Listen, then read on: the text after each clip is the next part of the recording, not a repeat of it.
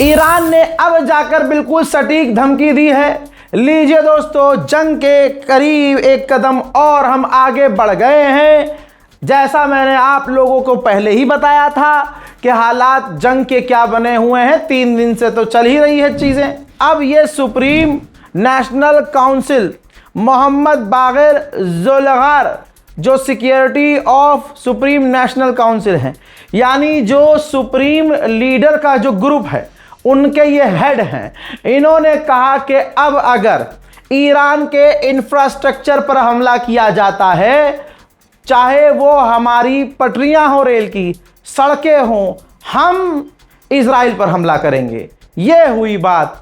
बल्कि मैं तो यहाँ पर ये ईरान को सजेस्ट करूँगा कि आप बस ये टेक्निक अपनाइए कि चाहे अरब की ज़मीन से आप पर हमला हो, चाहे डियागो गार्सिया से आप पर हमला हो, सीरिया लेबनान से आप पर हमला हो, कहीं से भी आप पर हमला हो, आप सीधी जितनी आपके पास मिसाइलें हैं सबका मुंह इजराइल की तरफ कर दीजिए।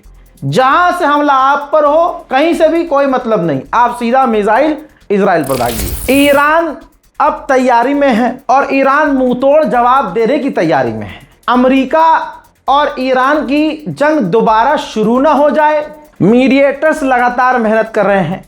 पाकिस्तान को तो मैंने बता दिया आपको, लेकिन कतर के बारे में जान लीजिए कि कतर की टॉप डेलीगेशन इस वक्त तेहरान में है।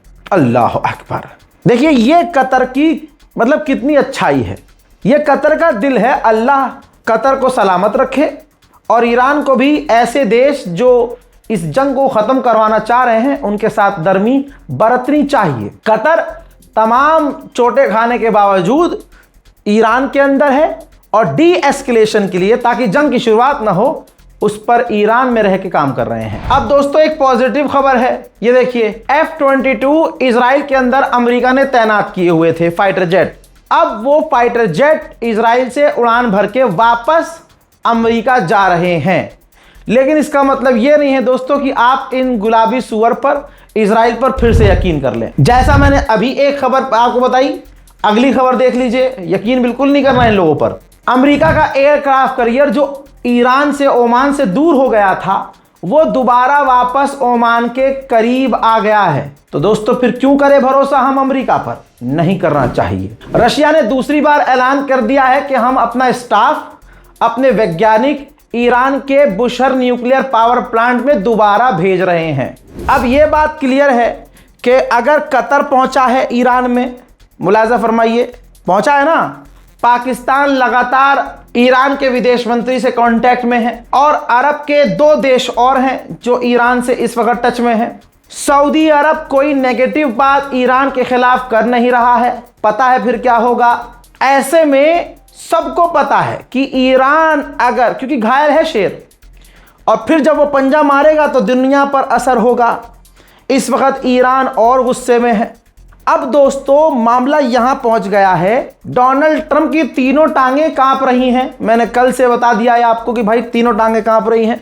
अब इसके बाद कहानी यह है कि अमेरिका ने स्टेटमेंट जारी किया है कि हमने ईरान पर जो ये 2-3 दिन हमले किए, वो ईरान पर प्रेशर डालने के लिए किए, ताकि ईरान डिप्लोमेटिक तरीके से मामलात हल करे और डील करे।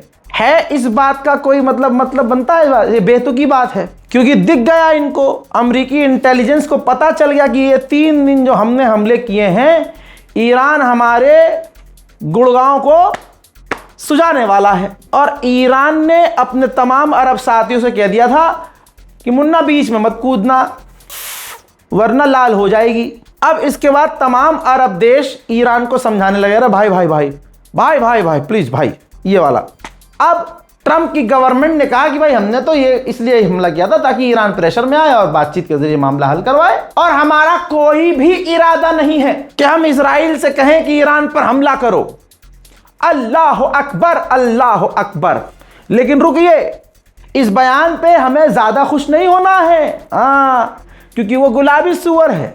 डोनाल्ड ट्रंप की सरकार अभी क्या कह रही है और 2 घंटे के बाद क्या कह देगी कुछ नहीं पता। मेरे दोस्तों, सुप्रीम लीडर के जो एडवाइजर हैं, छोटी मोटी पोस्ट नहीं है भाई, डायरेक्ट सुप्रीम लीडर को एडवाइस करने वाले हैं, उन्होंने मशहद में कहा पूरी भीड़ के सामने कि अपने सुप्रीम लीडर के खून का बदला लेना हमारा हक है, जिम्मेदारी है और हमारे लीडर्स की जिम्मेदारी है और हम बदला लेंगे।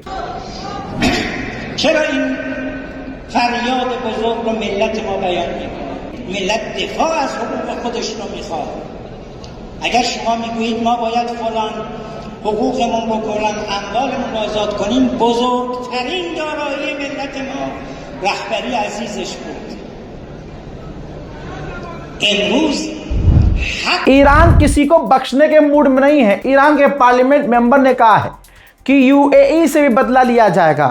जिस तरह से यूएई ने दुश्मन अमेरिका का साथ दिया, इजराइल का साथ दिया, उसको सजा दी जाएगी। आईईए ने कहा है, इंटरनेशनल जो ऑयल जो डिपार्टमेंट है वर्ल्ड लेवल पर, उसने कहा है कि अगर दोबारा से जंग शुरू होती है तो 2027 में पूरी दुनिया में जो पेट्रोल, डीजल, एलपीजी है ना, इसका क्राइसिस हो जाएगा जिसको दुनिया झेल नहीं पाएगी। उधर आइए, लेबनान में इजराइल ने फिर से हमला किया है, आम लोगों को निशाना बनाया है, 2 लोग बुरी तरह से घायल हुए और बड़ी तबाही मची है। السيارة المستهدفة عند واحد الرمان. السيارة المستهدفة عند واحد الرمان. कुर्दोगलू के विदेश मंत्री, तुर्की के विदेश मंत्री ने इंटरव्यू में कहा है कि कोई भी रीजन नहीं है, वजह नहीं है कि हमारी और इजराइल की कभी जंग हो। और उर्तुगल गाजी वालों, तुर्की तुम्हारा अब्बा बन गया था तुरंत। अरे तुर्की, ओर्दोगान ओर्दोगान ओर्दोगान। लो, हर कोई खामनाई नहीं हो सकता और हर कोई ईरान बन भी नहीं सकता।